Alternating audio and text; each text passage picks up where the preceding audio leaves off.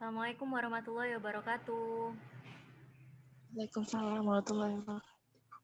Sudah bisa dengar suara saya semua? Sudah, Kak. Oke, baik.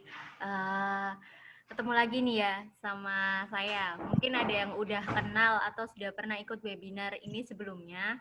Ketemu lagi, saya Deva dari Sang Juara School. Di sini akan jadi moderator, akan nemenin adik-adik di sini buat sesi webinar sore ini juga. Jadi webinar sore ini tema kita tentang lebih ke tanya jawab kuliah Turki, Cina, dan Malaysia. Jadi di sini nanti memang sesinya akan lebih banyak ke tanya jawab ya. Tapi memang sedikit nanti akan dijelaskan dulu mengenai informasi kuliah ke luar negeri itu. Udah siap semua ini? Ya, Kak. Udah simpen pertanyaan banyak ya pasti. Oke, langsung aja ya biar nggak lama-lama lagi. Ini infonya akan disampaikan oleh Mbak Elma dari Sang Juara School juga. Oh ya, untuk pertanyaan, misal nanti ada pertanyaan di tengah-tengah sesi Mbak Elma menjelaskan, boleh disampaikan via chat ya. Jadi kalau memang takut lupa, pertanyaannya bisa di chat terlebih dahulu.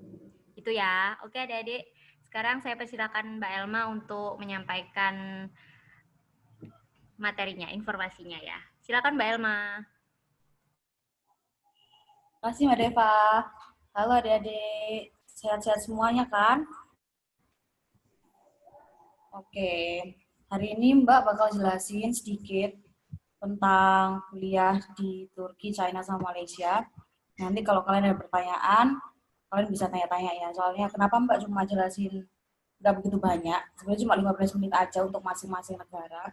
Karena hari ini Mbak ingin fokus ke Q&A supaya kalian itu sesi tanya jawabnya lebih banyak. Kemarin kan banyak banget yang ngasih tanya kayak gimana sih cara daftarnya Kak, terus apa aja yang dibutuhin Kak, kalau nilai saya segini cukup apa enggak Kak. Nah itu nanti bisa kalian tanyain ketika sesi tanya jawab ini. Oke? Mbak mulai dari kuliah di China dulu ya. Karena banyak banget yang pengen kuliah kedokteran kan. Jadi kebanyakan siswa Sang Juara School yang daftar itu semuanya tuh pada pingin jurusan kedokteran. Nah, salah satu cara supaya kalian itu bisa kuliah kedokteran di luar negeri, nah tanpa menggunakan jalur tes ya, dan cuma menggunakan jalur bekas, itu kalian bisa join kuliah luar negeri sama kita. Nah, kenapa sih kalian itu harus pilih kuliah kedokteran di Tiongkok? Yang pertama, alasannya adalah karena Tiongkok itu memiliki ekonomi terbesar ya di seluruh dunia, kita tahu sendiri. Dan dari data-data yang kita kumpulkan, tahun 2030 nanti itu China itu kita perkirakan yaitu akan jadi pusat pendidikan, khususnya pendidikan kedokteran di Asia. Nah, kemudian dia itu juga punya sistem pendidikan kelas dunia juga. Secara China ya, dengan seluruh kedokterannya dan obat-obatannya yang jauh lebih mumpuni bila dibandingkan sama negara-negara lain. Kemudian biaya hidupnya juga super terjangkau. Jadi biaya hidup di sini yang Mbak katakan adalah dia itu biaya hidupnya hampir-hampir mirip lah sama kota-kota besar yang ada di Indonesia kayak Jakarta, Surabaya, semacam kayak gitu. Jadi kisarannya antara 2 sampai 3 juta untuk biaya hidupnya, tergantung dari kalian sendiri. Kalau kalian memang sukanya main atau suka mungkin beli-beli sesuatu ya. Nah, tentunya akan lebih besar kosnya kalau kalian ngelakuin hal itu. Tapi kalau kalian masak sendiri di sana, jelas akan lebih murah kayak gitu. Nah, kenapa kita harus pilih kuliah kedokteran di Tiongkok? Yang pertama mulai dari biaya atau kos kuliah ya. Dari kos kuliah, jadi pemerintah Cina itu memberikan subsidi kepada mahasiswa-mahasiswa yang ada di Tiongkok, sehingga biaya yang dikeluarkan itu relatif murah. Jadi kalau ini kan total ya 300 juta itu untuk 6 tahun. Nah, nanti kalian akan lihat biaya per semester atau per tahunnya dari kuliah di China ini. Kalian jangan lihat 300 jutanya dulu. Nanti kita keep. Karena kalau kalian hitung kuliah kalian di Surabaya, di Indonesia aja deh, nggak usah di Surabaya. Di Indonesia, kalau kalian hitung selama 6 tahun kalian kuliah kedokteran tuh nanti hasilnya juga akan mirip-mirip sama 300 juta ini, kayak gitu.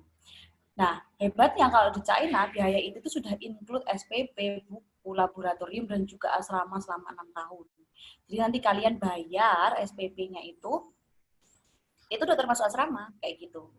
Nah, jadi kuliah di China ini semuanya nanti akan pakai asrama ya, adik-adik. Nanti kalau kalian ada yang tanya, bisa nggak sih Kak kita ini pilih nanti apartemen atau rumah sendiri, bisa-bisa aja. Cuma untuk kalian yang bingung kayak gimana ya kan nanti kalau aku nggak dapat tempat yang bagus, nah kalian itu sebenarnya sudah dijamin oleh asrama ini selama 6 tahun kayak gitu.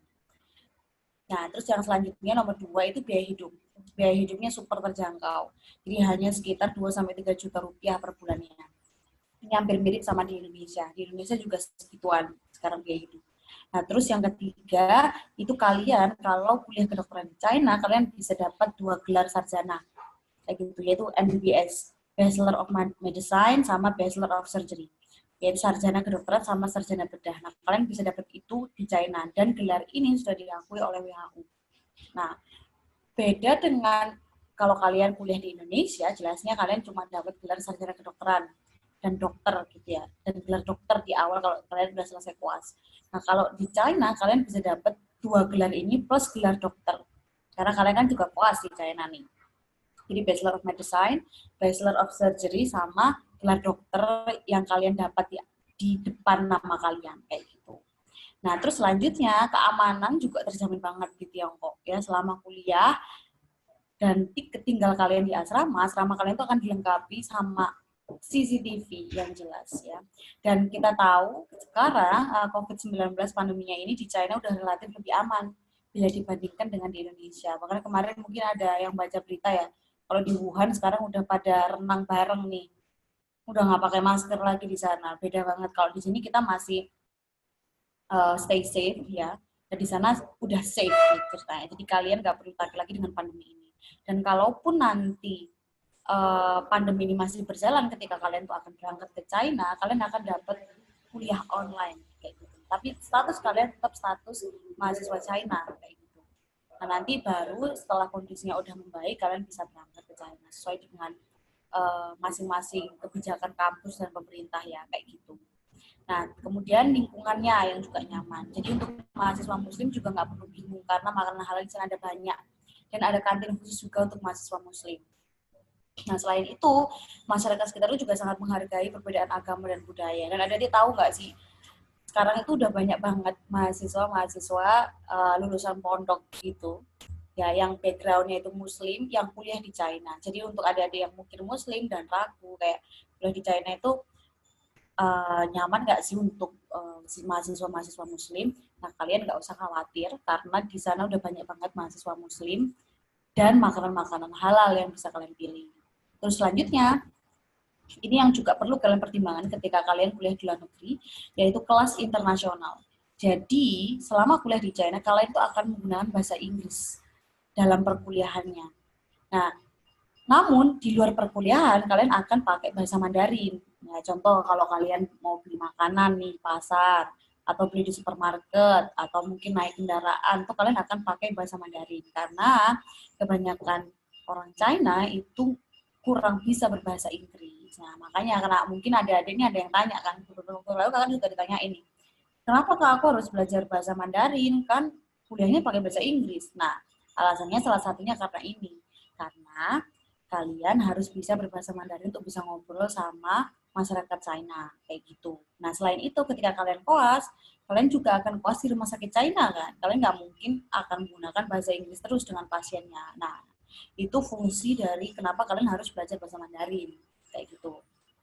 Kemudian kalian juga akan dapat jaringan pertemanan internasional, itu yang penting banget ya, karena kalian nantinya juga butuh itu untuk apply kerja kalian. Dan waktu kuliahnya ini di China itu juga sama kayak di Indonesia. Jadi 4 tahun untuk pendidikan sarjana kedokterannya, kemudian 1 tahun untuk asisten, serta 1 tahun untuk belajar bahasa Inggris kedokteran dan Mandarin. Kayak gitu. Jadi sama. Kalau di Indonesia kan 4 tahun pendidikan, 2 tahun koas. Nah, kalau di sana itu 4 tahun pendidikan, 1 tahun koas, ditambah 1 tahun belajar bahasa Mandarin dan bahasa Inggris, ya, kedokteran Inggris. Nah, jadi kalian butuh waktu 6 tahun. Kayak gitu. Nah, kalau kalian itu ingin berkarir di Indonesia, kalian bisa ikut penyetaraan ijazah selama 1 tahun. Jadi sebenarnya ini tuh memberikan benefit yang sangat banyak untuk kalian. Jadi setelah kalian lulus, kalian itu tidak hanya bisa bekerja di Indonesia, kalian juga bisa bekerja di China sana. Kalian bisa apply kerja di sana, buka praktik di China juga bisa. Nah, ini sangat menguntungkan untuk kalian. Atau mungkin kalian mau ambil spesialis di China, itu juga bisa banget. Kayak gitu. Nah, ini juga yang paling penting nih. Mungkin ini yang paling banyak ditanyain sama adik-adik ya. Prosesnya itu mudah sekali karena kalian bisa apply di sini tanpa menggunakan tes tulis. Jadi, nilai yang dipakai untuk proses seleksi kedokteran di China ini adalah nilai ujian sekolah kalian. Kayak gitu. Nilai ujian sekolah kalian, nilai ujian nasional, dan nilai raport. Karenanya nanti adik-adik juga akan menjumpai kalau syarat dari pendaftarannya itu adalah paspor, ujian sekolah, ujian nasional, dan raport. Kalau yang angkatan 2020 mungkin nggak ada ujian nasional ya, nggak apa-apa. Kita akan pakai ujian sekolahnya, kayak gitu. Nah, di sini kalian bisa pilih 8 universitas ini.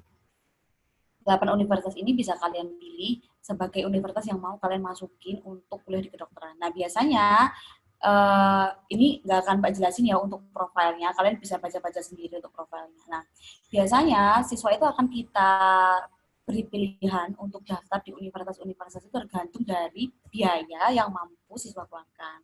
Jadi nanti kalian bisa diskusi nih sama mama papa, kayak enaknya di mana sih, kayak gitu. Mungkin beberapa dari kalian lebih milih universitas yang biayanya lebih murah, beberapa lagi nggak seperti itu terserah kalian. Nanti kalian bisa diskusi ini sama mbak-mbak yang ada di Sang Juara School.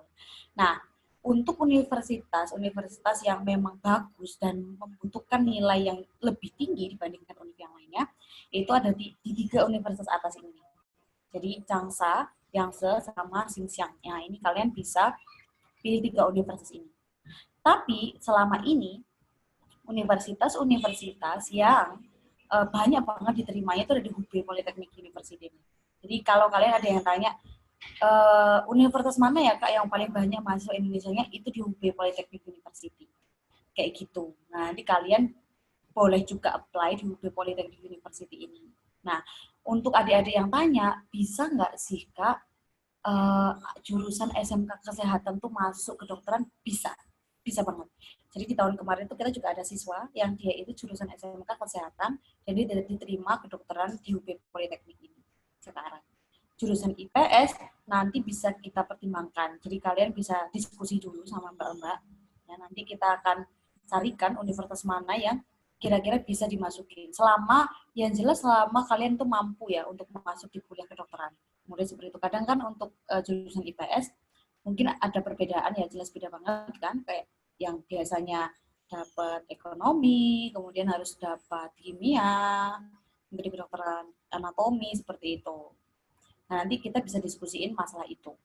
Nah, terus untuk kemudian kampus kedokteran yang lain bisa kalian pilih, itu ada di Kyrgyzstan. Kalau di Kyrgyzstan, kita itu cuma ada 1 universitas yang bisa kita tawarkan ke kalian, yaitu International Educational Institute of Medicine. Nah, kalau di sini sebenarnya hampir sama aja kayak di China. Jadi perkuliahannya malah 5 tahun kalau di Kyrgyzstan ini. Ya. Di Kyrgyzstan 5 tahun dengan biaya tahun pertamanya itu 62 juta. Ini tuh hampir-hampir mirip sama di Indonesia. Kalau di Indonesia biasanya kalian bayar untuk mandiri ya. Untuk mandiri biasanya kalian bayar 15 juta kan per semester. Itu belum uang gedungnya. 100 juta lah, itu minimal kan. 100 itu.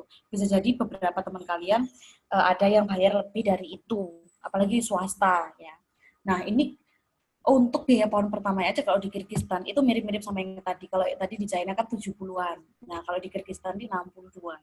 Nah, ini untuk 1 tahun berarti nanti bisa kalian bagi 2, karena 1 tahun 2 semester kan. Berarti perkiraan 30 juta per semesternya. Tapi itu udah tanpa uang gedung. Jadi itu semua udah include praktikum kalian, kemudian udah include koas, kemudian udah include kadaver, kan butuh kadaver ya, butuh mayat dan nah, biasanya kalau di beberapa universitas swasta yang saya tahu itu kita harus beli dulu. Nah, kalian ini nggak perlu beli lagi karena itu udah include jadi satu di biaya-biayanya. Nah, untuk adik-adik yang kalian itu nggak ingin masuk kedokteran, tapi ingin masuk ke teknik, kita tawarin kalian untuk masuk untuk di mainland China ya, kalian bisa apply di Taiwan. Jadi di Zhejiang, Tianjin, sama Chaoyang ini kalian bisa cek sendiri di website berapa ranking mereka ini rankingnya udah tinggi banget ya. dan di QS juga ada ranking mereka. Jadi kalian bisa cek kredibilitas masing-masing universitas ini. Nah, dan di sini itu ada berbagai macam teknik yang bisa kalian pilih juga. Nah, terus untuk apa aja sih? Nanti bisa kalian lihat ya, kalau kalian memang mau lihat lebih lanjut. Nah, untuk biayanya juga mirip-mirip sebenarnya sama di universitas kita. Lihat, kalau di sini, ini kan biaya awalnya ya. Biaya awalnya memang 38 juta. Tapi per tahunnya, bisa kalian lihat, ini udah asrama ya. Udah sama asrama juga nih. Itu 9.700.000 per tahun. Berarti kalau kalian bagi per semesternya, itu 4,5 juta. Sama kan? Sama. Bahkan hampir-hampir mirip kayak SBMPTN nih. Kayak gitu di Indonesia. Nah, terus kemudian apa aja persyaratan yang kalian butuhkan untuk mendaftar di China? Yang pertama, kalian perlu ngisi formulir pendaftaran. Jelas, itu paling penting. Ya, nomor 2 yang nggak kalah penting adalah paspor. Masa berlakunya minimal 18 bulan setidaknya. Atau 1 tahun 4 bulan. Ya. Nah, kemudian nomor 3, fotokopi paspor depan belakang. Nah, karena sekarang lagi pandemi, kalian nggak perlu kumpulkan fotokopinya. Mbak hanya butuh scan paspor kalian depan belakang. Kalau bisa scannya itu scannya berwarna ya. Terus kalau nge-scan yang lurus kayak dari atas gitu ya. Kadang kan sebenarnya Mbak nggak apa-apa sih kalau kalian pakai scanner. Yang penting kalian itu posisi mengambil gambarnya itu dari atas. Jadi kan kadang ada yang ambil gambar miring ya kayak gitu. Nah, kalian ambil gambarnya itu dari atas supaya lurus jelas kayak gitu. Nah, kemudian kita juga butuh fotokopi KTP, KK, sama akte kelahiran kalian. Terus kita juga butuh foto ukuran 3,3 kali 4,8. Ya, memakai kemeja berkerah, bisa jas warna hitam atau blazer, background-nya putih, dan tidak boleh memakai aksesoris, kacamata nggak boleh, anting, kalung, dan sebagainya. Gitu. Nah, terus untuk yang nomor 6, surat rekomendasi berbahasa Inggris, ini nggak perlu surat rekomendasi ini kalau kalian sudah punya ijazah. Jadi surat rekomendasi berbahasa Inggris ini hanya dibutuhkan untuk kalian yang belum punya ijazah. Kayak gitu. Nah, terus yang nomor 7, ini translate nilai rapor SMA. Nanti yang mentranslate adalah kita. Nah, jadi adik-adik tinggal kumpulkan nilai rapornya itu. Jadi di-scan. Scanannya itu yang kumpulkan ke kita. Kayak gitu.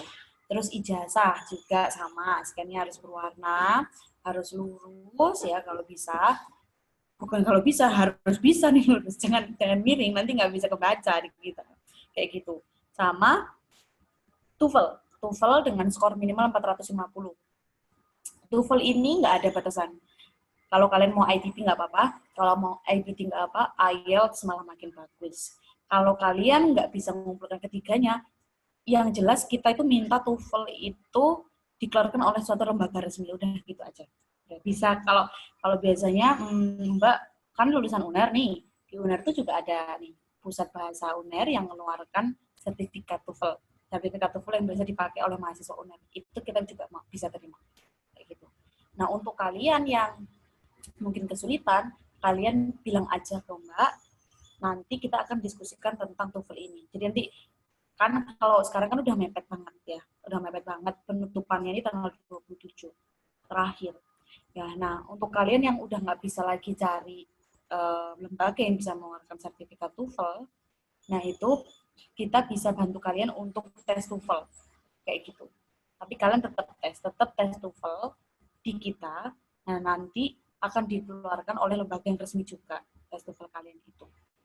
Modelnya kayak gitu. Tapi kalau bisa kalian cari sendiri dulu TOEFL-nya. Nah untuk medical check up-nya ini nanti kalau kalian mau berangkat ke China, kalau udah keterima beneran, terus kalian harus medical check up dari kita. Kemarin tuh ada beberapa siswa yang tanya juga, Kak saya ini udah medical check up, kemarin aja loh Kak, minggu yang lalu. Kalau pakai itu aja bisa nggak sih Kak? Iya, kami mohon maaf, kalau medical check up-nya ini memang harus dari kita ya, karena yang tahun kemarin tuh ada juga nih, ada masalah. Jadi siswa ini sudah menyerahkan medical check up dari dia ke kita. Nah, dari medical check up yang dia berikan ke kita itu hasilnya bagus semua. Tapi ternyata ketika sudah berangkat di China sana, jadi ketika kalian datang di China sana tadi, itu juga akan ada medical check up sendiri dari universitasnya. Ternyata dia punya penyakit yang tidak boleh dimiliki. oleh siswa kedokteran semacam itu. Akhirnya dia harus kembali ke Indonesia. Itu kan nanti akan bermasalah ya. Kan sayang sekali kayak uang pendaftaran kalian kayak gitu. Jadi kita itu mengantisipasi supaya itu nggak terjadi ke kalian, gitu istilahnya. Terus gimana prosedur pendaftarannya? Nah, setelah kalian konsultasi dengan sang juara, kalian bisa isi nih formulir pendaftaran. Nanti akan diberikan linknya oleh Mbak Deva, selaku admin, nanti akan ngisi formulir juga. Terus kalian tinggal biaya pendaftaran, sama isi dokumen ke universitas yang dituju. Nah, kemudian nanti kalau dokumen kalian tuh akan kita translate memang ya, akan kita translate dari bahasa Indonesia ke bahasa Inggris. Karena kalian kan ambil kelas internasional, jadi kita nggak translate itu ke Mandarin. Nah, perlu kalian tahu juga bahwa translator yang kami gunakan di sini itu semuanya sudah tersertifikasi. Jadi bukan sekedar mahasiswa lulusan sastra Inggris, terus dia bisa translate, terus dia translate, itu enggak. Jadi ini memang udah translator yang terpercaya dan tersertifikasi. Macam itu. Nah, jadi dokumen kalian itu akan tersertifikasi secara resmi, kayak gitu. Kemudian kalian tinggal tunggu, yang apply juga kita nanti, kalian tinggal tunggu pengumumannya, dan nanti surat penerimaan kampusnya itu akan diberikan lewat sang juara. Jadi kampus akan kirim ke sang juara, kemudian sang juara akan berikan letter of acceptance itu ke kalian. Tenang aja, letter of acceptance-nya bukan kita yang nulis, bukan saya juara yang nulis. Jadi itu benar-benar dari kampus dengan stempel dari dekannya, dengan kop surat juga dari universitasnya, kayak gitu. Nah, kemudian kalian tinggal urus visa. Dan tenang aja, visa itu kita juga yang urus, sang juara juga yang akan urus visanya. Terus kalian tinggal bayar uang awal kuliahnya, dan medical check up nanti tinggal medical check up lewat kita juga. Modelnya kayak gitu. Jadi semuanya udah kita urusin. Kalian udah nggak perlu bingung medical check up gimana, terus apa aja yang diuji selama medical check up itu. Kalian nggak usah mikir kayak gitu. Karena itu semua sudah kita atur. Nah, kemudian setelah medical test, atau medical check up, kita akan briefing. Kemudian kita visanya udah diproses nih, tinggal kita pesan tiket pesawat. Kemudian sebelum berangkat ke China, kalian sudah harus melunasi uang kuliahnya. Itu udah berdasarkan kesepakatan antara masing-masing universitas ya di China sana, karena supaya mereka tuh make sure kalau kalian tuh memang akan berangkat, istilahnya kayak gitu. Kemudian pemberangkatan. Nah, nanti pemberangkatannya kalian juga nggak akan khawatir, karena ketika kalian sampai di China sana, kalian akan dijemput dan diantar ke asrama masing-masing universitas kayak gitu. Jadi nanti mungkin ada beberapa dari kalian yang takut ya, kayak nanti pertama kali ke China kayak gitu, terus nanti di sana naik apa gitu, di sana nanti gimana perjalanannya, kalian nggak usah takut, karena kalian akan dijemput ya oleh tim sang juara school di sana dan diantar ke asrama kalian. Nah, ini kita masuk ke biaya. Nah, untuk biaya administrasi pendaftaran, kalau di China, itu biaya administrasi pendaftarannya 8.500.000. Nah, jadi kalian nanti bayar aja yang ini dulu, yang biaya administrasi pendaftaran. Nah, nanti setelah kalian itu diterima di China, kalian baru bayar yang biaya pelatihan bahasa, medical check up, sama tiket keberangkatan ini. Terus nanti baru sisanya yang 9 juta ini nanti setelah kalian diterima di China. Jadi kalian nggak perlu bayar 18 juta dulu. Sebenarnya kayak gitu. Nah, ini beberapa foto dari mahasiswa-mahasiswa yang sedang kuliah kedokteran di China. Kayak gitu. Terus apa aja aktivitas mereka, istilahnya kayak gitu. Nah, kalian nanti juga akan bergabung di PPI, ya, PPI China sama PPI Tiongkok. Nah, kalian nanti juga bisa sharing pengalaman-pengalaman dengan mereka. Kalau kalian memang takut ya, bahasa Mandarin susah nggak sih Kak? Tenang aja, karena selama ini juga seluruh mahasiswa Indonesia itu bisa. Kayak gitu. Kalau mereka bisa, berarti kalian pasti bisa juga dong. Kayak gitu. Nah, ini udah Kak close dulu. Ini udah 30 menit Mbak, dimarahin Mbak Deva nanti. Lanjut ke Turki. Nah, kalau di Turki bedanya apa? Sama aja sebenarnya Turki itu kayak Cina. Dia juga berstandar Eropa dan dia juga kebijakannya itu sama seperti pemerintah China. Jadi ada subsidi dari pemerintah China untuk mahasiswa internasional yang mau kuliah di Turki. Kayak gitu. Nah, Karena itu, kalau kalian mau tahu ya, kuliah di Turki itu 90% biayanya itu udah disubsidi oleh pemerintah. Makanya kalian jangan kaget kalau nanti kalian tuh bisa ketemu kuliah arsitek di Turki itu biaya per semesternya hanya 1.250.000. Dan itu udah include uang gedung. Jadi kalian udah nggak ada lagi uang gedung. Sebenarnya biaya kuliah di Turki itu nggak ada uang gedung kayak gitu. Jadi kalian hanya bayar biaya kuliah aja. Dan itu udah termasuk praktikum. Udah termasuk praktikum kalau arsitek ya, ada praktikum gambar atau kayak gimana gitu. Nah itu udah include semuanya. Jadi kalian udah nggak usah khawatir kenapa uh, untuk keluar biaya lagi kalau mau kuliah di sana. Istilahnya kayak gitu. Nah, ini tadi kenapa kalian harus kuliah di Turki? Kalau di Turki itu yang pertama kualitas pendidikannya yang udah berstandar Eropa. Ya, karena dia kan pertemuan dari Asia dan Eropa posisinya. Nah, kemudian yang kedua dia tidak ada uang pangkal. Terus yang ketiga biaya per semesternya yang sangat murah. Dan yang keempat biaya hidupnya setara kota besar di Indonesia, malah lebih murah. Jadi di sana untuk asrama itu 700.000 per bulan.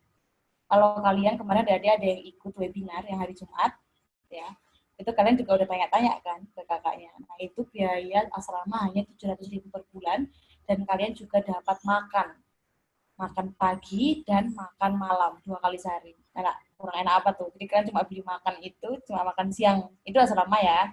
Beda kalau kalian itu pilih apartemen, tentunya akan beda lagi. Kayak gitu. Terus selanjutnya proses dan syarat pendaftarannya sangat mudah. Nah, kalau adik-adik ini nggak kemarin lupa ya atau nggak ikut webinar yang hari Jumat, kalian bisa lihat di YouTube-nya Sanjuara School.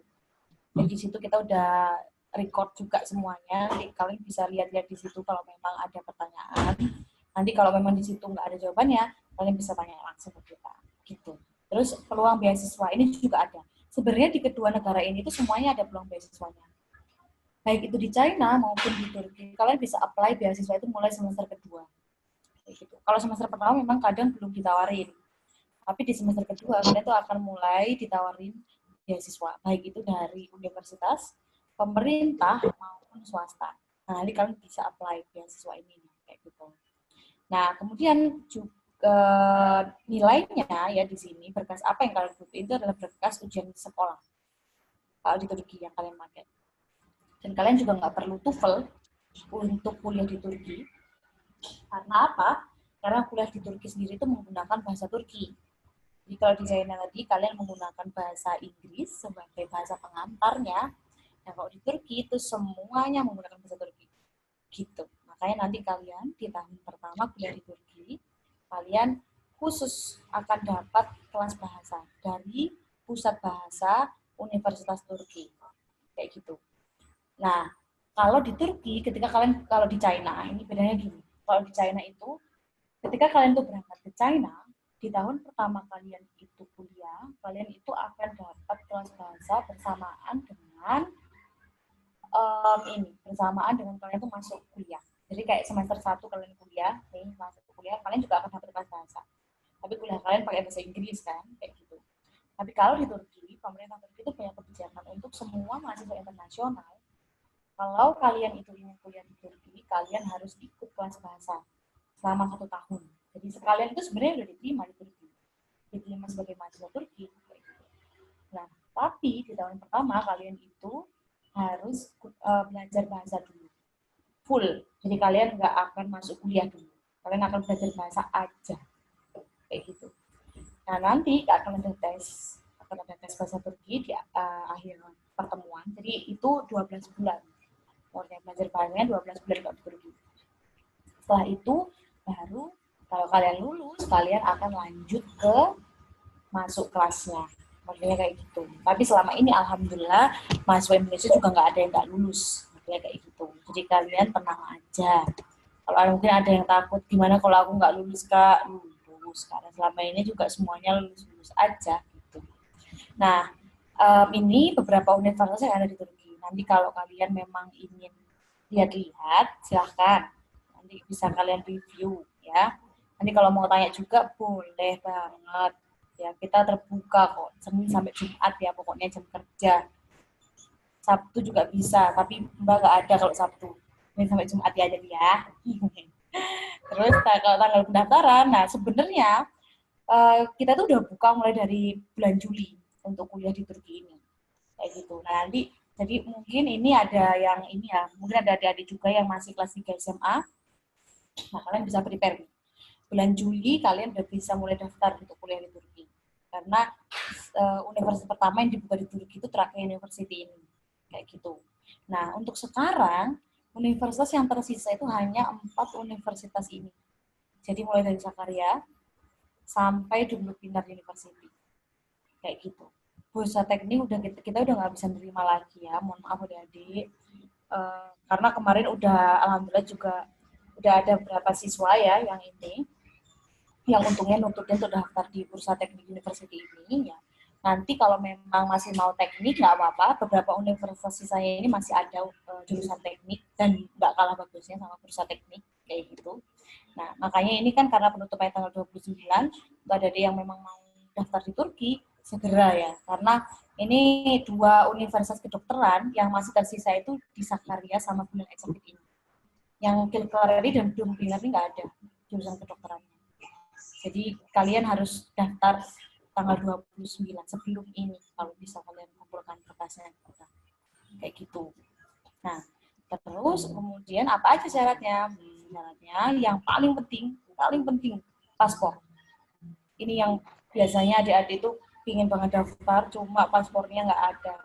Tapi tenang aja, kemarin Mbak juga udah dapat informasi kalau ternyata untuk bikin paspor di imigrasi sekarang sudah bisa 1 hari. 1 hari bikin paspor. Kalau kalian biasanya 7 hari kerja untuk bikin paspor itu harganya sekitar 350.000. Nah, sekarang udah ada paspor yang 1 hari kerja udah jadi. Ya, nah, tapi harganya 1 juta. Ini kalian bisa pilih ini supaya kalian itu nggak apa ya istilahnya nggak keburu-buru gitu lah untuk daftar. Supaya kalian bisa prepare hal yang lain gitu. Nah, selanjutnya yang nomor 2 yang nggak kalah penting adalah transkrip. Nah, ini transkrip itu maksudnya nilai rapor kalian mulai dari semester 1 sampai semester 6. Nah, ini Mbak memang nulisnya rata-rata nilainya 60 ya, termasuk ijazah kan rata-ratanya 50. Tapi nanti kita akan tetap sesuaikan dengan nilai kalian. Nah, jadi Sang Juara ini kita punya patokan nilai tertentu untuk mahasiswa kedokteran, teknik, dan non-teknik.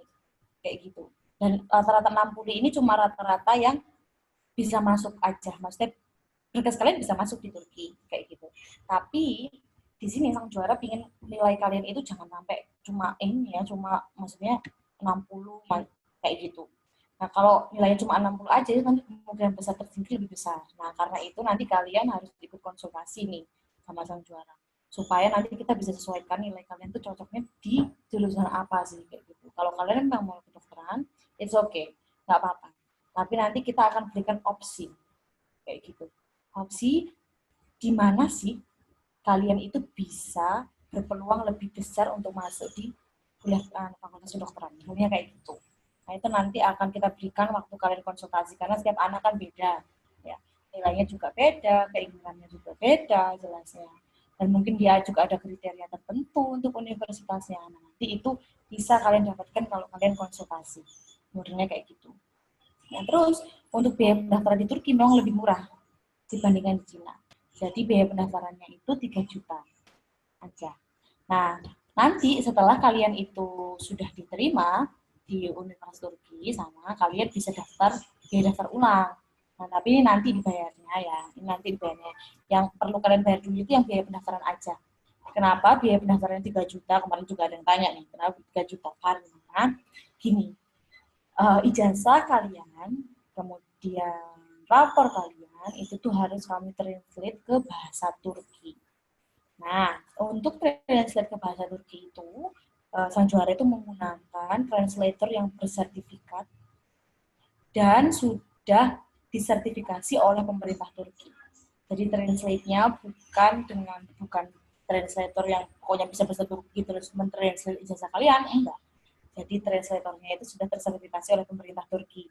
Jadi dokumen kalian itu akan dianggap legal oleh pemerintah Turki. Kayak gitu. Nah, ini yang penting karena banyak banget sekarang kan translator yang mereka itu bisa translate, cuma nggak diakui oleh pemerintah Turki. Nah, ini yang bahaya banget, kayak gitu. Nah, kemudian untuk biaya pendaftarannya sendiri, kalian bisa setelah konsultasi ya, kalian langsung bisa isi formulir dan pilih kampus tujuan. Nanti kampus tujuannya itu juga akan kita bicarakan waktu konsultasi. Gitu. Jadi kayak, oh oke, jadi kamu fix ya, kita pilih ini. Kayak gitu.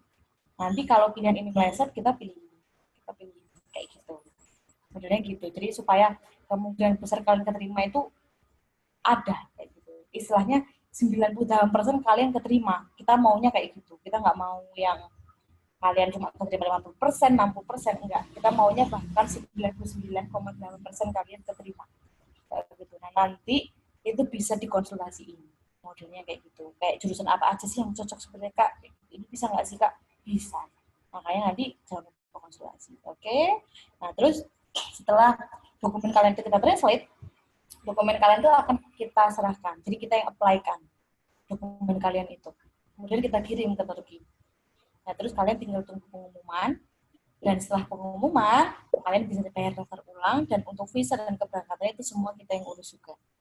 Sama kayak yang di China tadi, ya, untuk biaya daftar ulangnya, nanti kalian itu akan dapat berbagai fasilitas. Yang pertama, tiket pesawat, keberangkatan Jakarta Istanbul. Nanti kalau kalian memang nggak mau berangkat dari Jakarta, kita bisa diskusi. Ya, nanti itu bisa diskusiin setelah kalian diterima.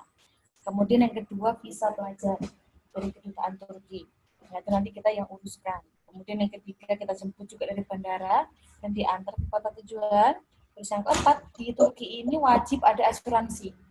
Jadi semua mahasiswa yang kuliah di Turki, kalian harus punya asuransi. Jadi nanti supaya kalian itu kalau sakit, itu nggak perlu bayar. Nah, itu kita yang uruskan surat asuransinya. Gitu. Jadi kalian nanti di sana itu udah nggak mikir, aduh ini gimana cara ngurus asuransi ya, Kak, kayak gitu, nggak usah. Nah, terus yang kelima, itu kalian juga dapat biaya jaminan sewa rumah.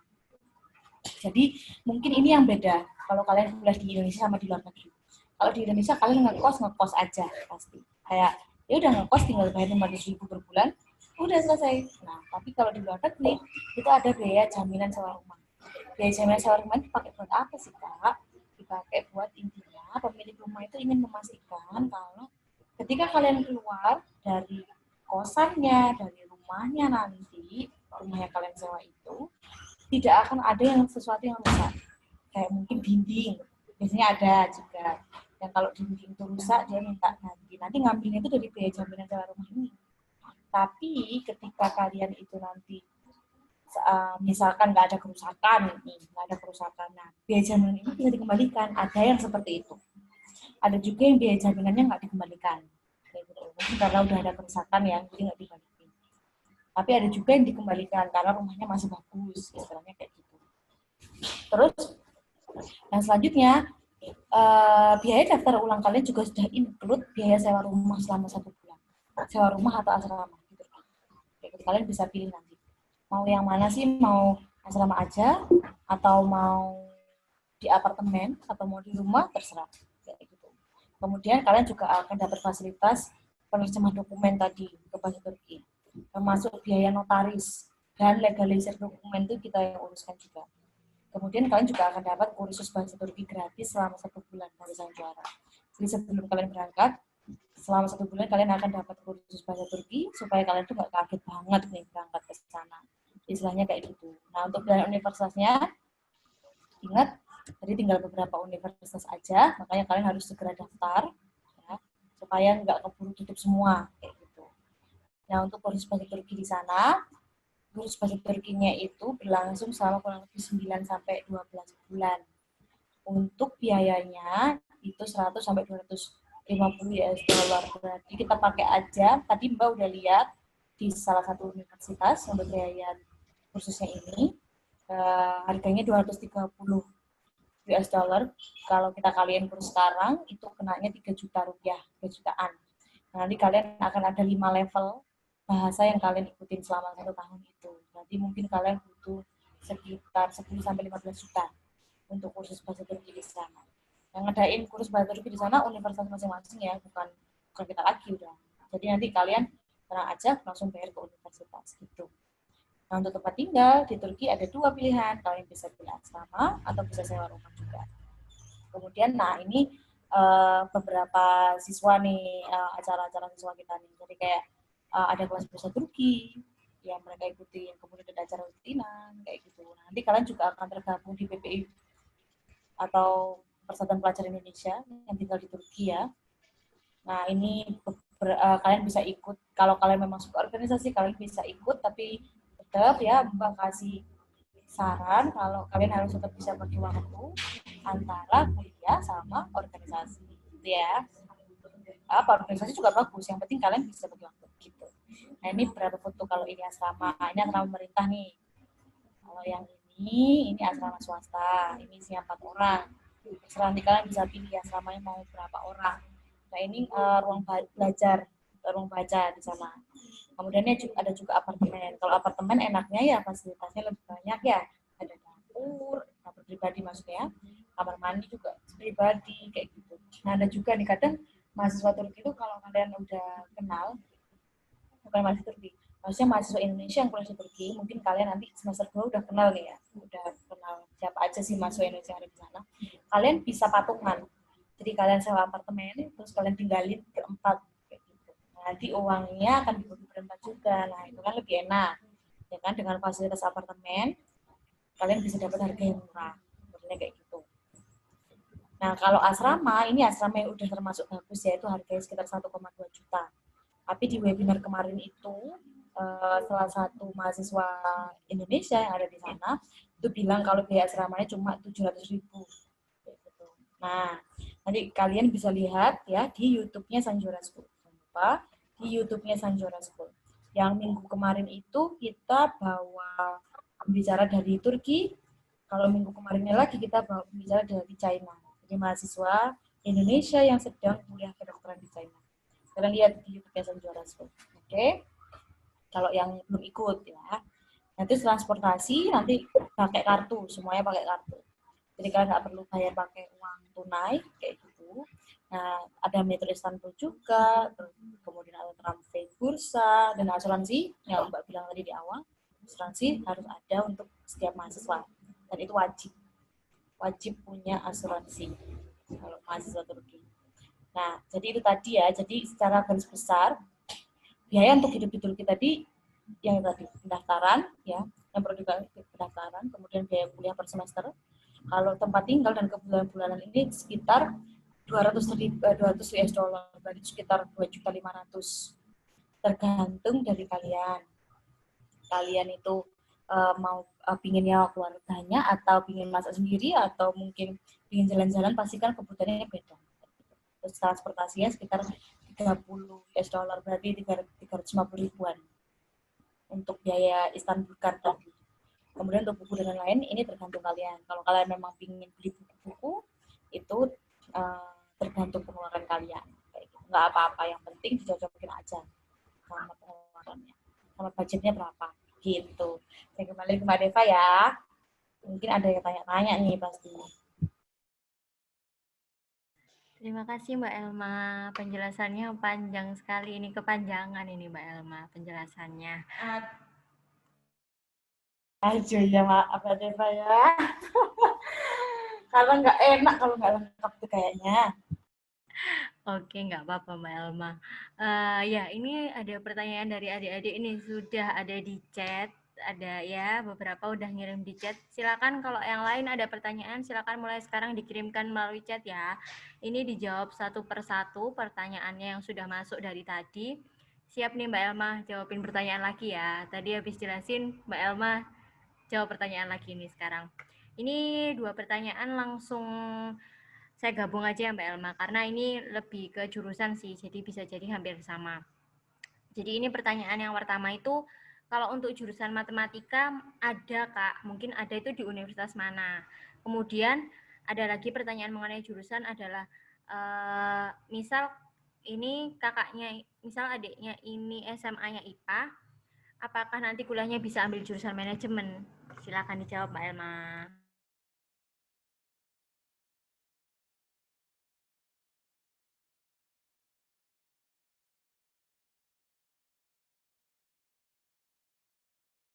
Oke, makasih Mbak Deva. Jadi tadi untuk pertanyaan yang pertama ya, nah ini Mbak share lagi deh.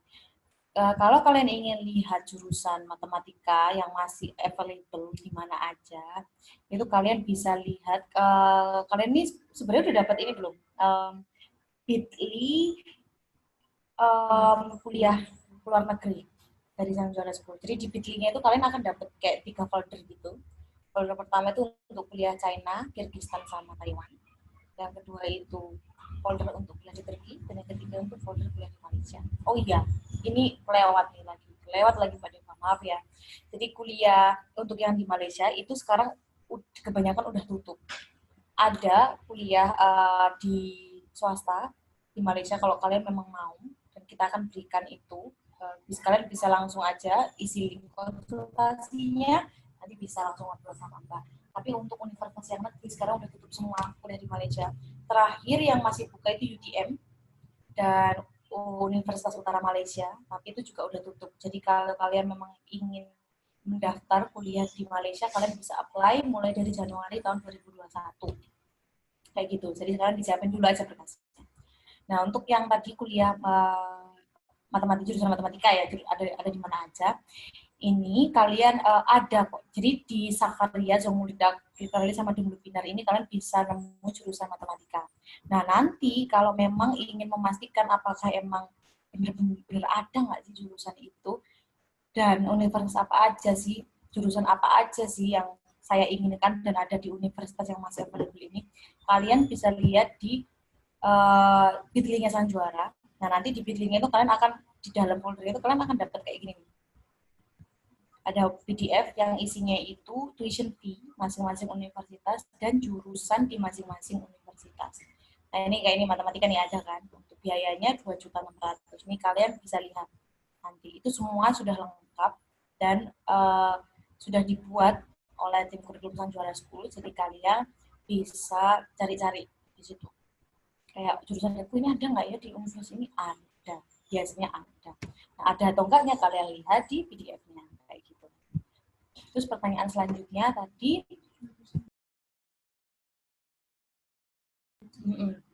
apakah jurusan IPA itu bisa, ya, apakah jurusan IPA itu bisa masuk di manajemen? Bisa banget. Kalian bisa IPA bisa masuk di manajemen kayak gitu. Kalau IPS mungkin nggak bisa ya masuk di kedokteran. Ada yang tanya kan IPS mungkin nggak bisa masuk di kedokteran. Nah, tapi tadi di China, kalau kalian memang lulusan SMK, SMA Kesehatan, mau apply di kedokteran, bisa. Di China kemarin kita, alhamdulillah berhasil masukin salah satu siswa SMK ya, untuk masuk di situ. Nah, untuk yang tadi tanya, apakah IPA itu, jurusan IPA itu bisa masuk di manajemen, bisa banget. Ya. Nanti kalian bisa masukin, itu. Masuk IPA juga bisa. Itu bisa banget. Yang jelas, Mbak pokoknya pingin nilai kalian itu setidaknya, kalau kalian memang mau masuk teknik ya, untuk di Turki, itu nilai kalian setidaknya minimal 80 untuk teknik. Kayak gitu. Untuk jurusan kedokteran, Mbak pingin nilai kalian lebih dari sama dengan 90. Itu nilai yang paling aman. Paling aman itu artinya 98% kalian diterima. Gitu. Nah, kemarin Mbak udah lihat beberapa nilai kalian, emang kalau di atas 80 banyak banget. Jadi untuk adik-adik yang memang ingin masuk teknik, itu kalian bisa masuk di situ. Kalau di yang selain teknik, ya selain teknik dan selain kedokteran, di atas 70 itu udah cukup. Kayak gitu. Tapi Mbak pengennya kalian di atas 75, sama 70 kalau bisa. Di atas 75 itu udah aman. Kayak gitu. Tapi kalau teknik Mbak mintanya 80. Kalau yang kedokteran, kalau bisa nilai kalian itu lebih dari sama dengan 90. Maksudnya kayak gitu. Kalau memang nilai kalian itu kayak 89 atau 88, ya itu kan udah mepet 90 ya. Dan kalian masih tetap ingin, nggak apa-apa, coba aja daftar di Turki, barangkali memang rezekinya kan nggak tahu, nanti jangan-jangan emang nggak banyak orang yang nilai 90, kan kayak gitu, bisa, kita tetap bisa apply kan, kayak gitu. Tapi tetap kita sarankan, kalau bisa, mungkin kalian bisa ambil pilihan juga di China, modelnya gitu. Kalau yang nilainya di atas 90, di bawah 90, apalagi di bawah ini ya, 85. Biasanya nilai 83 atau 81 itu kita akan sarankan kalian untuk di China. Karena kemungkinan kalian diterima lebih besar. Daripada kalian nanti udah menunggu ya, harap-harap cemas nunggu di Turki, ternyata nggak diterima. Nah, kita sarankan kalian di China. Yang kemungkinan besar diterimanya itu Pak, udah gede lah istilahnya kayak gitu. Nah, terus pertanyaan selanjutnya Mbak Deva. Oke, Mbak Alma, ini pertanyaan selanjutnya ya. 2 pertanyaan lagi nih dari Freto. Yang pertama ini pertanyaan Mbak Elma. Eh, kan menggunakan biaya mandiri. Untuk awal bulan kan gratis Kak, satu bulan pertama. Kemudian untuk bulan berikutnya berapa ya Kak biayanya? Ini ketika kursus Mbak Elma yang dibahas. Kemudian nomor 2, setiap universitas apakah sudah disediakan asramanya ya Kak? Dan biayanya murah atau tidak Kak untuk setiap universitas? Silakan Mbak Elma. Oke, jadi yang pertama tadi pertanyaannya tentang biaya ini ya, biaya kursus ya setelah yang sebulan itu. Jadi yang gratis itu sebenarnya adalah kursus di Sanjuara School, sayang. Jadi di Sanjuara School ini selama 1 bulan kalian akan dapat kursus gratis, cuma sebulan aja, karena setelah itu kalian akan langsung berangkat ke Turki, kayak gitu. Nah nanti untuk biaya kursus yang di Turki yang dari masing-masing universitas itu, biayanya kisarannya itu tadi 100 sampai 350 US dollar. Itu beda-beda. Per universitas itu beda-beda.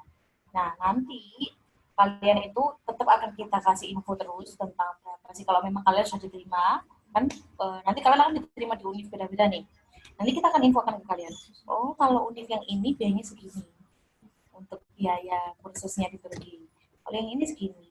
100 US dollar itu sekitar 1.500.000 sampai 4 juta per ini ya, per apa itu, per jenjang misalnya kayak gitu. Nah, terus pertanyaan yang kedua,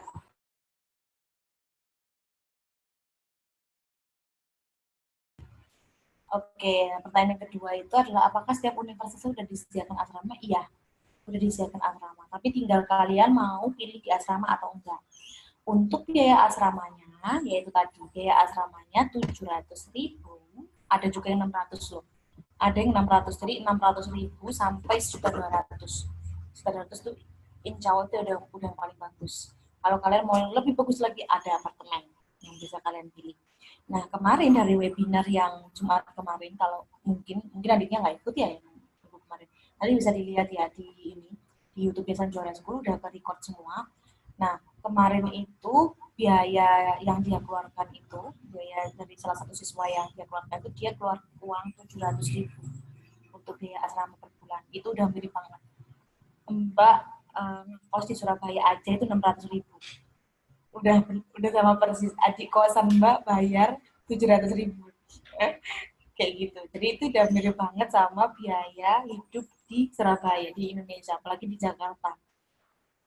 Mungkin malah lebih murah dari Jakarta ya. Kalau di Surabaya segitu udah cukup kayak gitu. Nah, kalau kalian di asrama, kemarin tuh asrama di universitas itu juga memberikan makan pagi, sarapan, dan makan malam gratis. Nah, kurang enak apa coba? Kalian pagi, malam udah nggak perlu beli makan. Nanti tinggal siangnya aja kalian cari makan di kantin. Kayak gitu. Nanti kalian terserah mau bisa pilih-pilih itu ini ya, fluktuatif. Kalian bisa, kalau memang nanti nggak nyaman, bisa kan pindah di asrama kayak gitu. Dan kalian juga di asramanya nggak cuma sama orang Indonesia aja. Jadi kalian juga sama orang-orang dari negara lain dan juga sama anak-anak Turki sendiri. Karena tujuannya kenapa kalian itu tidak diberikan asrama yang orang Indonesia aja, karena supaya kalian itu bisa melatih speaking kalian di bahasa Turki. Itu yang penting, karena kalian butuh itu. Butuh itu untuk kuliah, dan butuh itu juga untuk lulus. Kayak gitu. Makanya asramanya itu nggak cuma anak Indonesia aja. Kayak gitu. Oke, terima kasih Mbak Elma. Lengkap sekali ya. Selanjutnya nih Mbak Elma, ada pertanyaan lagi. Langsung saya gabung juga ya 2 pertanyaan karena mirip-mirip juga. Jadi pertanyaannya begini, ini mengenai jurusan lagi Kak. Di dalam satu kampus itu boleh memilih 2 jurusan atau tidak Kak ketika mendaftar? Kemudian ini ada yang tanya, kalau ambil jurusan teologi Islam itu bagusnya di kampus apa Kak? Mbak Elma apa bisa menjawab, memberikan saran nih untuk jurusan teologi Islam?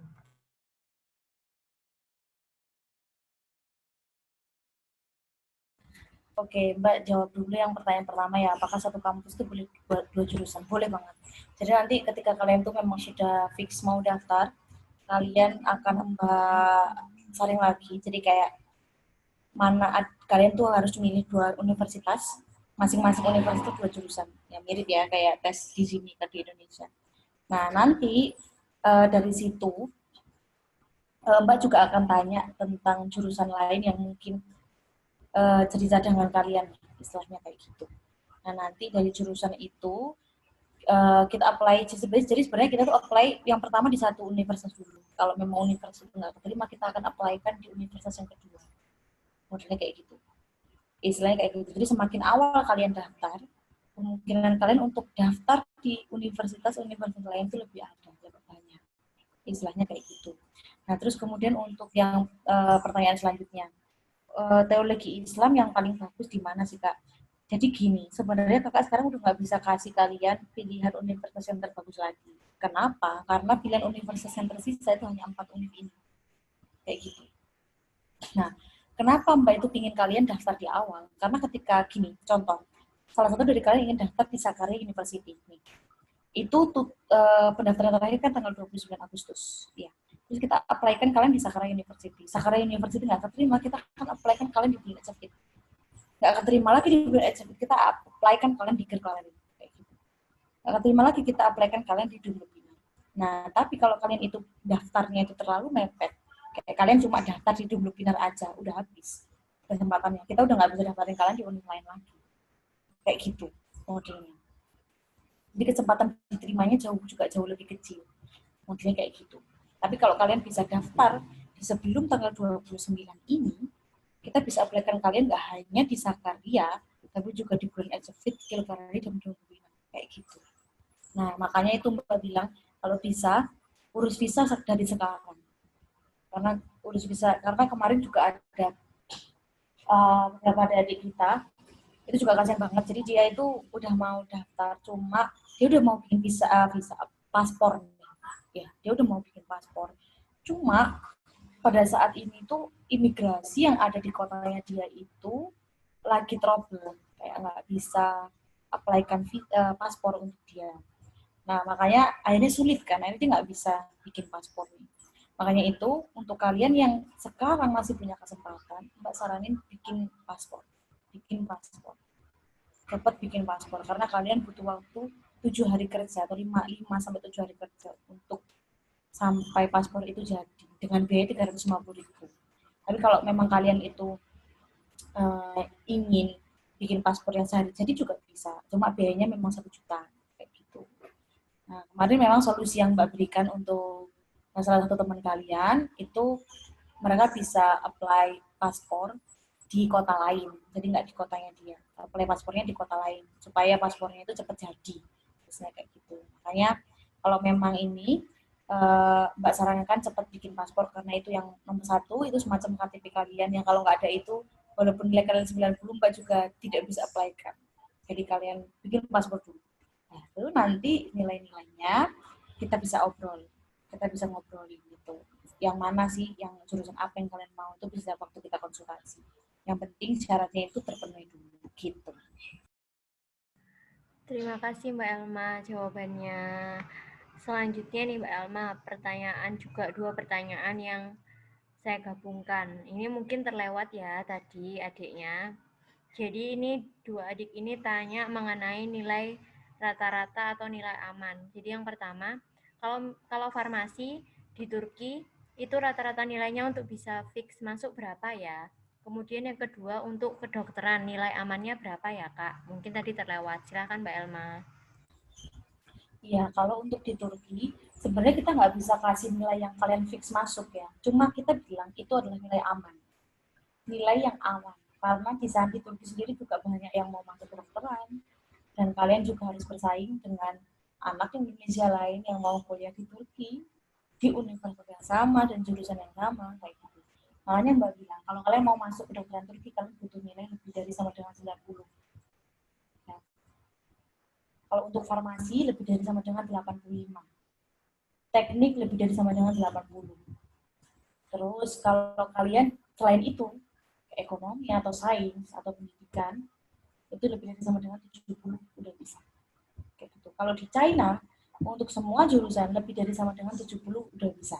Ayo, kenapa? Ini pasti ada yang tanya nih, kenapa di China lebih dari sama dengan 70 udah bisa masuk kedokteran, Kak? Karena gini, di China, ya, untuk siswa SMA di China, mereka itu untuk dapat nilai 60 aja itu udah susah banget.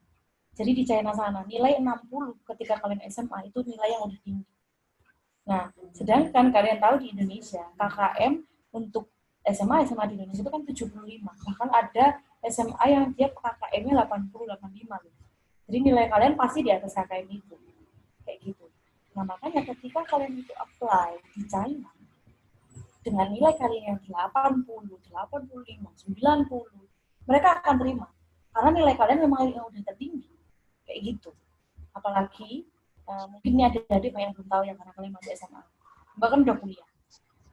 Udah lulus juga. Nah, universitas-universitas itu, ya banyak sekali universitas, nggak cuma di luar negeri, termasuk di Indonesia, mereka itu punya kuota untuk mahasiswa luar negeri. Jadi istilahnya gitu. Kalau akreditasi mereka, kalau mereka nggak mau akreditasi mereka itu turun, mereka harus terima mahasiswa luar negeri dengan jumlah sekian, kayak gitu. Kalau itu nggak ada, nah, maka akreditasi mereka itu akan berkurang nilainya. Nah, karena itu di China itu makanya mereka itu juga sangat menggalakkan mahasiswa luar negeri. Mereka cari mahasiswa luar negeri supaya nama mereka di international community itu tuh makin bagus kayak gitu. Nah, ini mungkin ada yang mau tanya nilai dan Mbak jawab ya. Semoga membantu. Terima kasih Mbak Elma. Ini masih banyak loh Mbak pertanyaannya. Semangat ya Mbak Elma buat jawabin nih. Rasa ingin tahunya adik-adik nih. Ini pertanyaan selanjutnya juga 2 pertanyaan ya. Saya gabung juga karena mirip. Jadi pertanyaannya, maksimal daftar untuk S1 itu umur berapa Kak? Kemudian apakah bisa untuk lulusan tahun 2019 ikut mendaftar? Silakan Mbak Elma.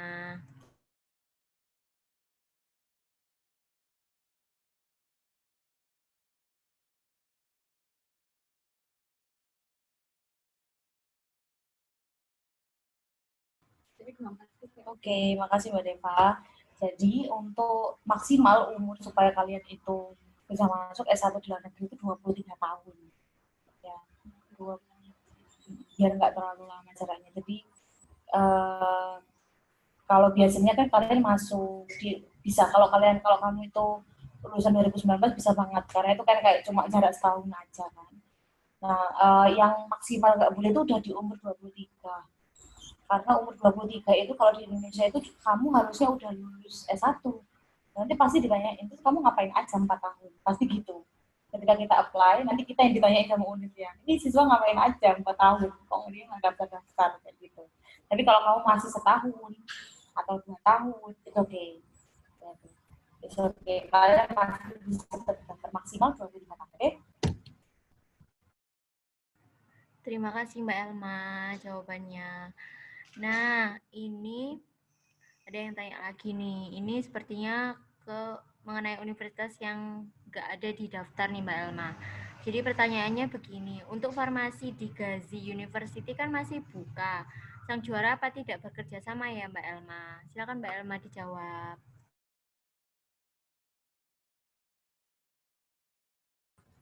Iya, jadi universitas-universitas yang kerjasama sama sang juara itu adalah universitas-universitas yang bisa kalian lihat di sini ya.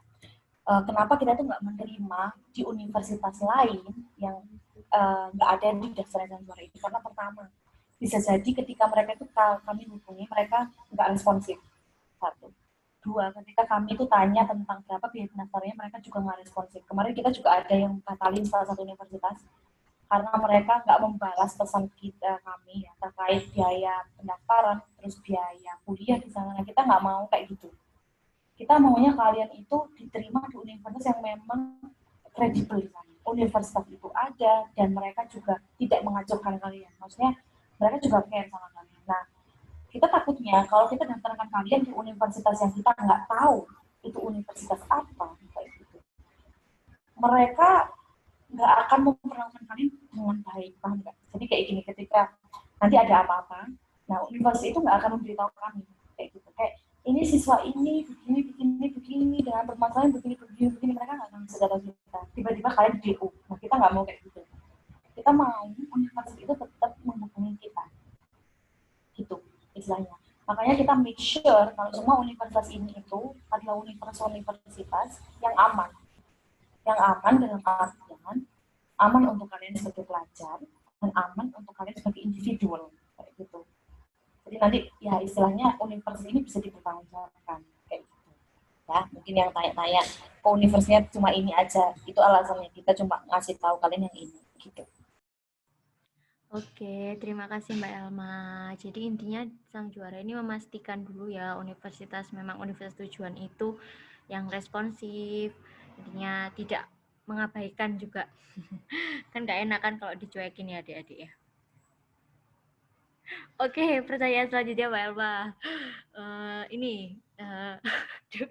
Maaf Mbak Elma. Ini pertanyaan selanjutnya Mbak Elma. Mbak Nema curhat guys. Nggak apa-apa ya. Maafin ya. Lanjut. Ini ada yang tanya lagi mengenai biaya nih Mbak Elma. Kayaknya mungkin tadi terlewat juga. Silahkan dijelaskan ya Mbak Elma.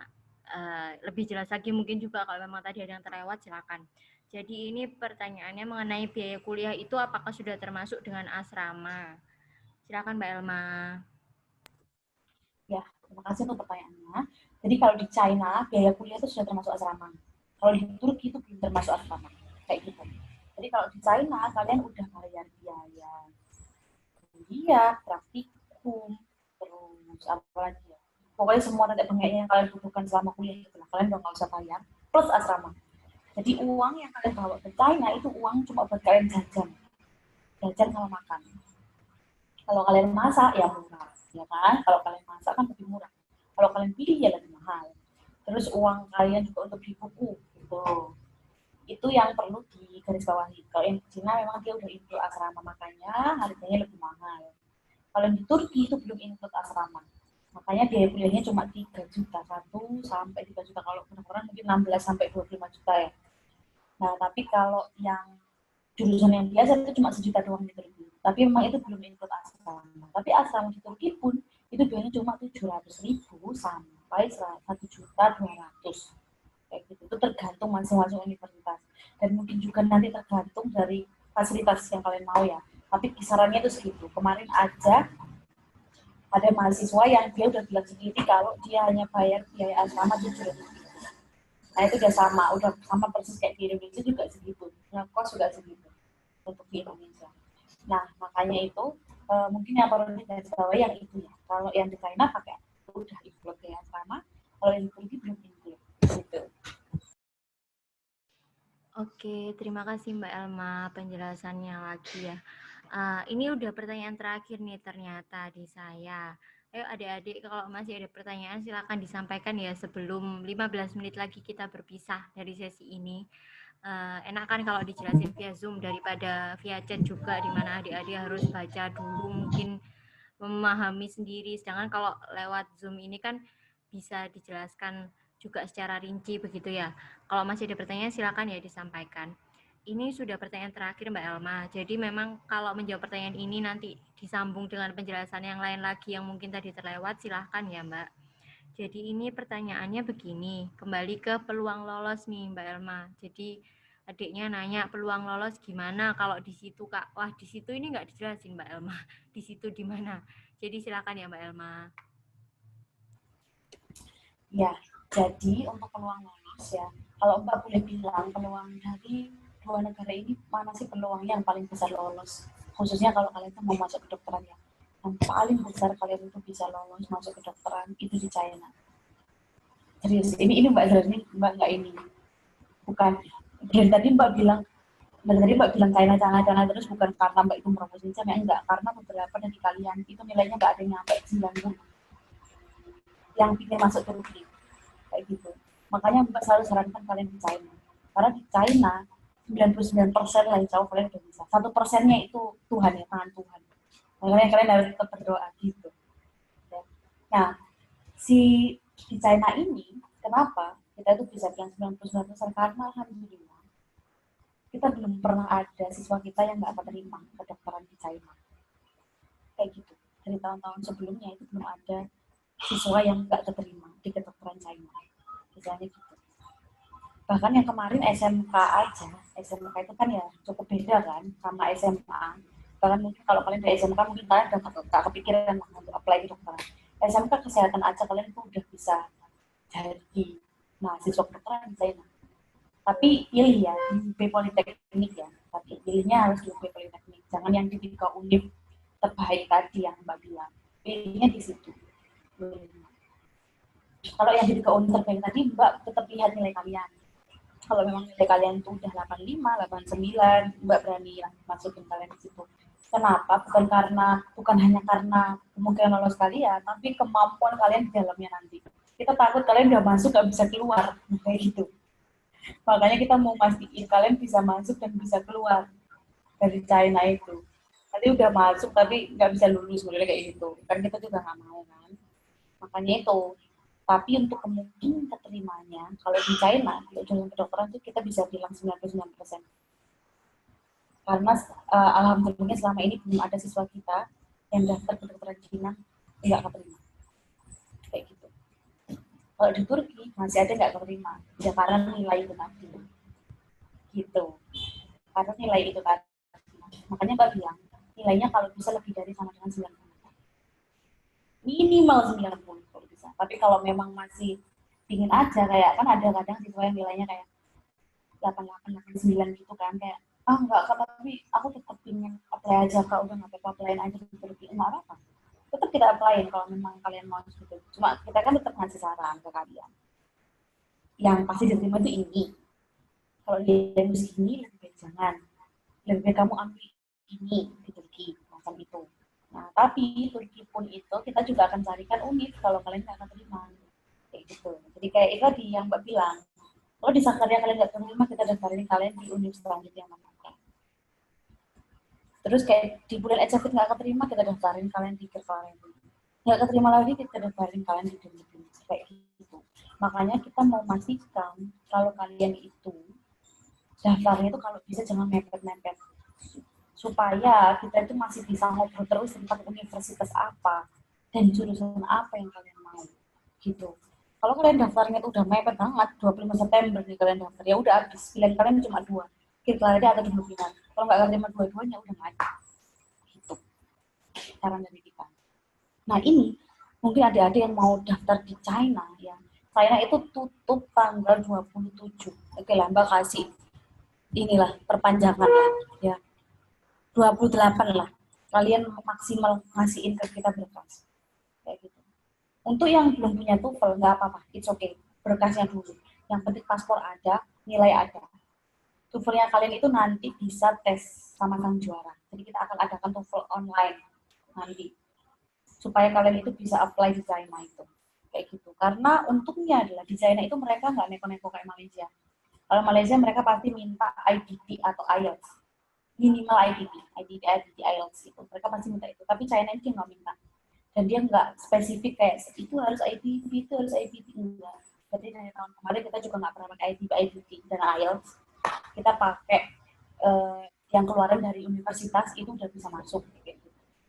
TOEFL keluaran dari universitas itu udah bisa masuk. Dan selain itu, TOEFL yang kalian butuhkan itu cuma 450. Sedangkan di Malaysia setidaknya kalian butuh 550 untuk bisa apply. Kayak gitu. Makanya ini China ini benar-benar apa ya, kesempatan besar istilahnya untuk anak-anak Indonesia memang mau kuliah kedokteran di China di luar negeri, dan kalian juga dapat 2 gelar MBBS ya, dan kalian kerja bisa di 2 negara, di China dan di Indonesia ya. Lebih baik kalian memang kembali di Indonesia ya, mengabdi di sini lah istilahnya, karena kan selama ini udah banyak sekali kan lulusan kita juga yang udah di luar tapi nggak mau balik gitu. Harapan Sanjara memang kalian bisa memajukan Indonesia ini istilahnya gitu, tapi itu semua tetap kembali lagi ke kalian. Kalau memang kalian lebih prefer di China, it's okay. Tapi Mbak cuma bilang benefit kalian akan sangat banyak kalau kalian kuliah di luar negeri kayak gitu, karena nilai atau value ijazah kalian itu juga jauh lebih tinggi kayak gitu. Jadi kalian bisa, kalau kalian apply kerja di Indonesia, dia lihat ijazah kalian itu Turki, ijazah kalian itu China, nah kemungkinan kalian diterima kerja lebih besar. Istilahnya kayak gitu. Karena kan mungkin beberapa adik sekarang kan masih belum mikir untuk bekerja ya dalam jangka panjang. Bahkan sudah terjun ke dunia kerja saat ini kan. Nah, untuk bekerja itu kalian tuh harus tetap mikirin tentang bagaimana universitas itu dipandang, kayak gitu. Dan bagaimana mereka akan melihat ijazah-ijazah kalian dan apakah tempat kerja atau tempat yang mau kalian apply kerja itu akan melihat ijazah kalian itu sebagai sesuatu yang valuable. Kalau mereka tuh mikir kayak, oh enggak deh, kayaknya nih biasa aja deh, mereka pasti akan cari orang lain yang mereka anggap lebih mampu untuk menerima pekerjaan itu, misalnya gitu. Nah sekarang kan kalian juga tahu kalau dokter umum di Indonesia sudah banyak, dan lulusan dokter di Indonesia juga banyak. Mereka juga semuanya cari kerja, kayak gitu. Nah kalau kalian punya gelar 2 itu, apalagi dari China, Turki aja itu udah banyak banget yang mau menerima di Indonesia, kayak gitu. Nah otomatis kemungkinan kalian untuk keterima kerja di Indonesia itu juga lebih besar. Mau apply S2 pun juga akan jadi lebih mudah. Kayak gitu. Nah, itu saran aja dari Mbak. Jadi, Mbak tetap ajarin kalian gimana sih cara berpikir ke depan, kayak apa, mungkin beberapa masih belum pikir ya, kayak karir itu gimana. Nah, ini Mbak kasih kalian pandangan. Begini loh karir, karena kita kan nggak tahu ya nanti sudah kerja itu gimana. Apanya yang dilihat, itu kan kalian nggak tahu. Kalau kalian kuliah di luar negeri, benefit kalian lebih banyak. Dan ijazah kalian dihargai lebih tinggi, kayak gitu. Ada lagi pertanyaan Mbak Deva? Iya, ada pertanyaan ini Mbak Elma. Jadi kalau yang tadi, ini ada satu pertanyaan sih, tapi sebenarnya sudah dijawab oleh Mbak Elma ya. Jadi pertanyaannya, apakah jaminan kerjanya bakal besar atau bisa kerja di sana saja Kak? Ini untuk kuliah di Turki ya, tapi sebenarnya tadi sudah sedikit disinggung. Atau mungkin Mbak Elma mau menjawab lagi, silahkan.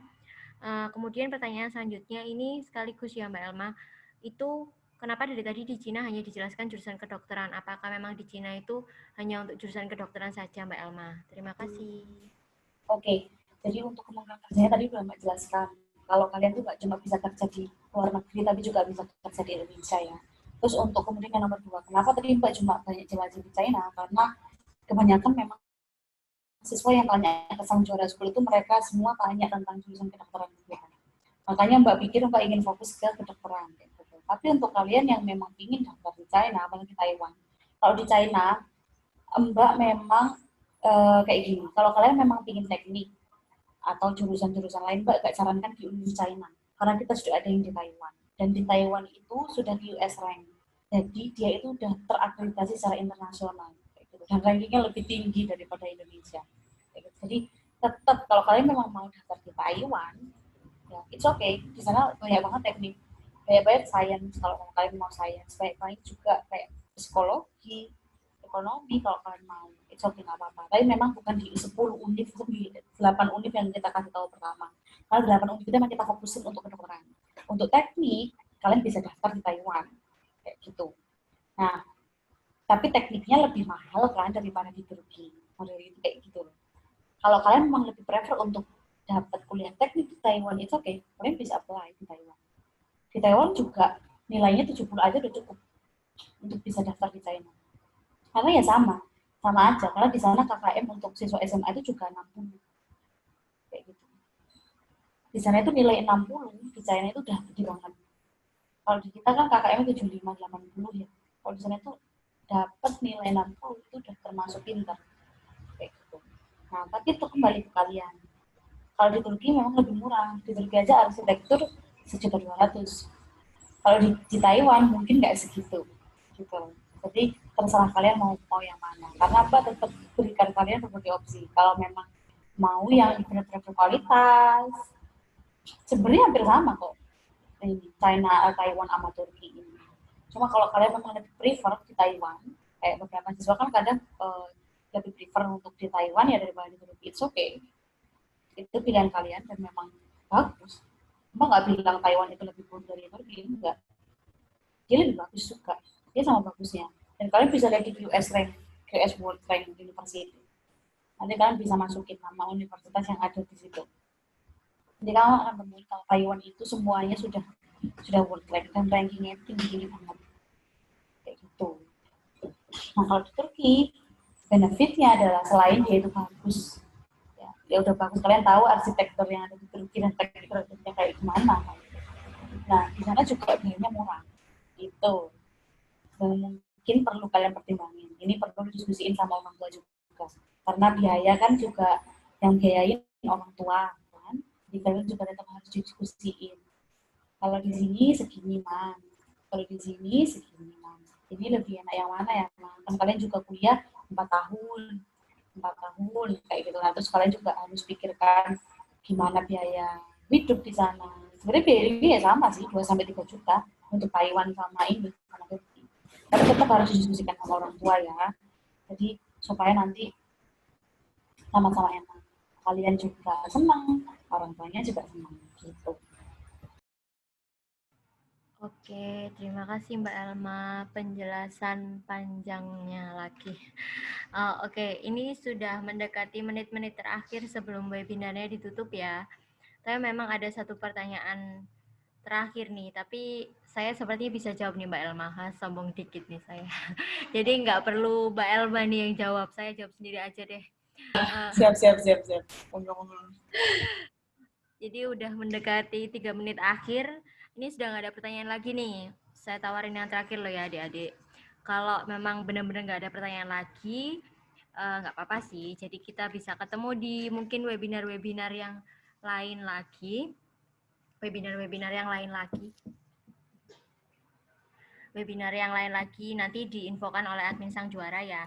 Jadi adik-adik yang di sini bisa save nomor admin Sang Juara. Save nomor admin Sang Juara ini.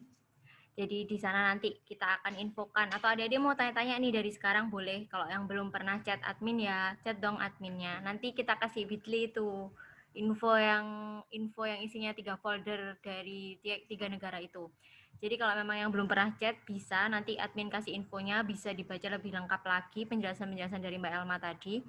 Atau ini juga bisa di-save karena biar dapat info mengenai webinar kuliah luar negeri di minggu-minggu depan ya. Jadi rencananya kami juga tetap akan melaksanakan webinar ini, baik itu mau mengundang pemateri yang kuliah di luar negeri atau sesi Q&A seperti sore ini, gitu ya adik-adik. Kemudian pertanyaan yang terakhir ini tadi yang disimpan, pertanyaannya mengenai kalau tidak ada ijazah bagaimana? Jadi kalau ijazahnya belum keluar maksudnya tadi, kalau ijazahnya belum keluar itu bisa menggunakan surat keterangan yang dikeluarkan oleh sekolah. Jadi pasti ada kan surat keterangan dari sekolah. Biasanya sebutnya juga SKL, surat keterangan lulus begitu. Dan memang tahun ini juga tidak ada ujian nasional, berarti bisa menggunakan ujian sekolah. Gitu ya. Jadi kalau memang ijazahnya belum keluar, nggak apa-apa. Kalau memang mau daftar, bisa menggunakan surat keterangan lulus dari sekolah itu. Pokoknya ada surat keterangan dari sekolah ya, pasti dapat lah. Gitu. Jadi jangan takut kalau ijazahnya belum keluar, itu apa nggak bisa daftar gitu. Jadi bisa daftar. Tetap kita lihat nilainya juga, tapi menggunakan surat keterangan lulus itu tadi. Gitu ya adik-adik.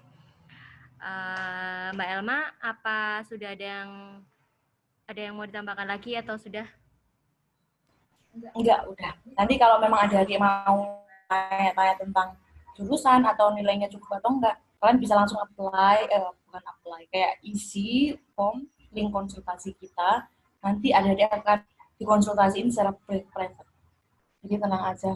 Jadi kayak data kalian nggak akan diketahui oleh siapa-siapa dan kalian bisa bahas sesukanya, kayak maunya kayak begini, mau kayak gimana, bagaimana, kayak gitu bisa. Dan nanti jangan lupa diisi aja form konsultasinya biar kalian bisa segera kita daftarin konsultasi karena ini udah banyak banget yang mau ikut konsultasi. Nah, nanti kalian jangan lupa ya apply konsultasi itu gitu. Oke, Mbak Elma. Apply konsultasi sebelumnya chat admin dulu ya. Ini nomornya yang sudah muncul di layar adik-adik nih. Silakan dicatat dulu kalau yang belum pernah chat admin. Kalau yang sudah pernah chat admin, silakan langsung tanya aja. Mbak mau konsultasi, kayak gitu ya. Oke, sudah nih, nggak ada yang tanya lagi ya. Adik-adik udah nggak ada yang tanya lagi. Mbak akhiri dulu sore ini. Terima kasih sudah menyempatkan waktunya untuk hadir di sesi Q&A sore ini. Kita ketemu lagi di sesi-sesi webinar selanjutnya. Saya mewakili dari Sang Juara, mohon maaf kalau ada kurang ya. Jangan kapok buat ikut sesi webinar kita, pasti banyak info yang bermanfaat nih buat adik-adik. Itu ya.